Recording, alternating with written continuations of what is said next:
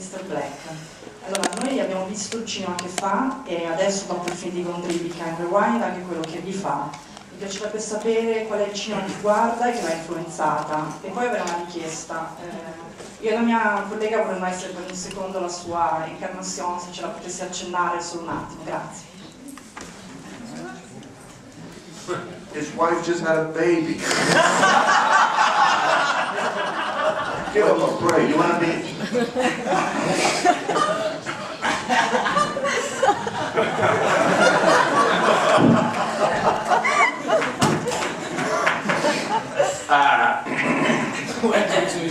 Well, the first question about what are my influences? Is the question?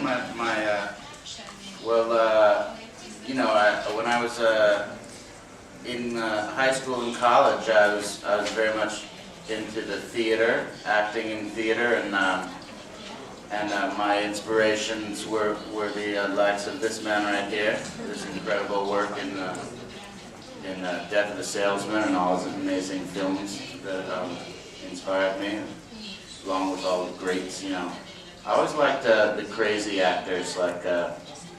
You know, Jack Nicholson and One Flew Over the Cuckoo's Nest and The Shining. For some reason, I always am drawn to the insane performances. I don't think you're giving the girls the answer. Yeah, I'm steering clear of that answer. I'm not even sure I understood it. The translation was, they want to be my translate. No. The song from National. Oh! Yeah. Encarnación! Encarnación!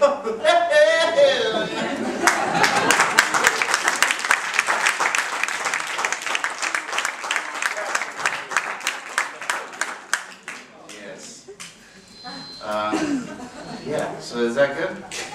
Right. La canzone, io l'avevo capito, le 10 gare non sono. No, noi pensavamo. Abbiamo domande? Passiamo la mano per favore.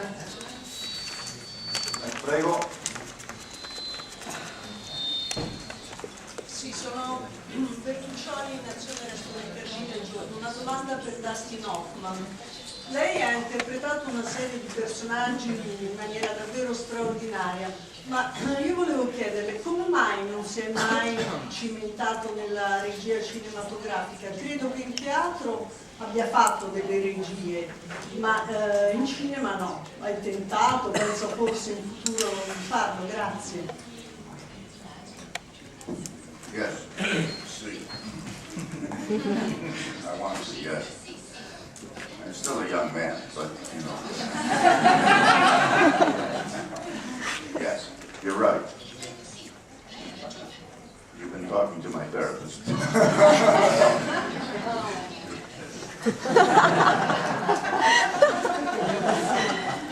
Paolo. Allora, buongiorno per Mr. Hoffman, sono Paolo Scotti. Mi si sente? Sì. Di avvenire. Buongiorno. Il messaggio di questo film, a cui lei ha dato molta importanza, insegna che ognuno deve trovare in se stesso la forza di affermarsi. Quando lei ha cominciato la sua carriera era un attore un po' al di fuori dei canoni tradizionali della Hollywood dell'epoca. Quanto ha dovuto impegnarsi per trovare in se stesso la forza di imporsi come grande attore al di là di quelli che erano i canoni anche fisici, direi. Lei scherza sul suo aspetto che non diminuisce in nulla evidentemente il suo talento. Ecco, è mai stato un ostacolo e quando è riuscito come protagonista del film a imporsi, quando si è reso conto di aver trovato in sé la forza per divenire quel grande attore che è. Grazie.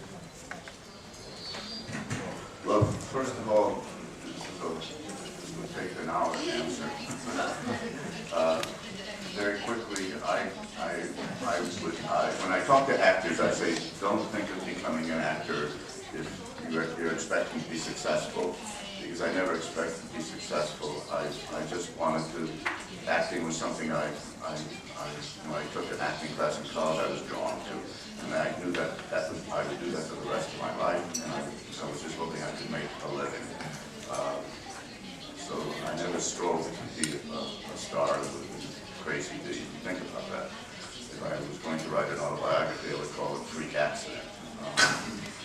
Why? I think the best answer to give you is Mike Nichols. Mike Nichols cast me in The Graduate, and everyone told him at the time that he was making, a terribly unfortunate move, a stupid move that would end his career, because that part should have been played by someone like Robert Redford. And the stardom that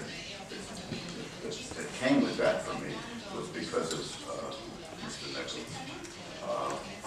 And I don't think I'm any different from these guys, ultimately. And I will even put Mr. Katzemberg.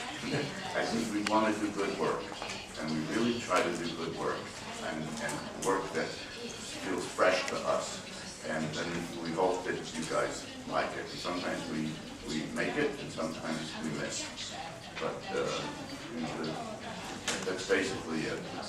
And your question about the power within you, what I'm saying is that I include myself, is that the energy that we put into stopping ourselves is all the energy that we need to improve ourselves.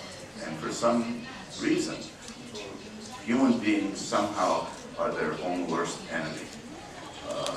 We don't think we can achieve this, we don't think we can do that. We put limitations on ourselves, and instead of just taking a chance.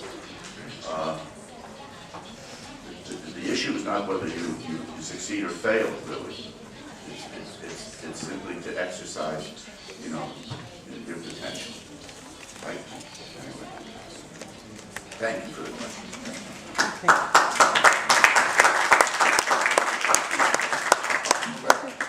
Allora, Roberto De Frigio, Infezioni mentali per Katzemberg, mi riallaccio anche a Dustin Hoffman.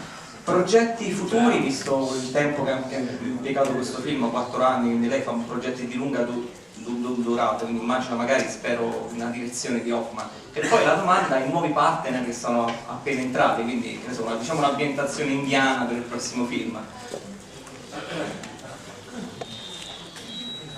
Well, so in terms of the immediate future,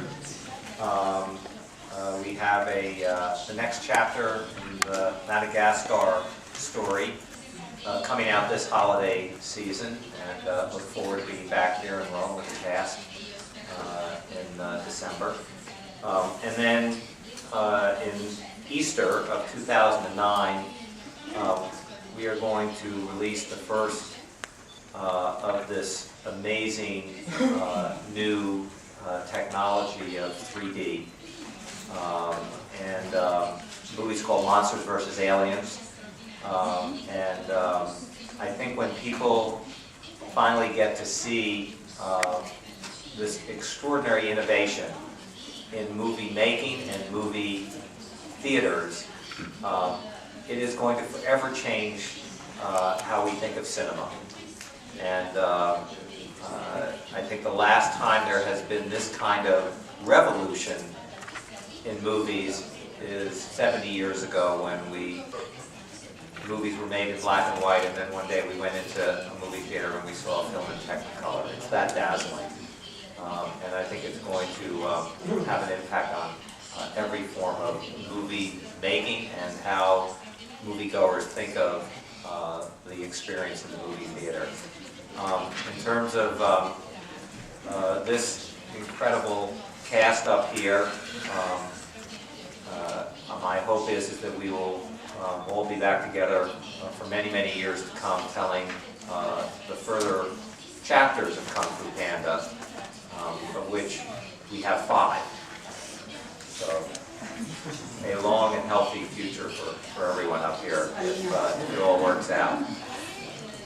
Another good line that he uses at a bar when he talks to girls, which he told me last night, is a coincidence, is, "How would you like to see my 3D?"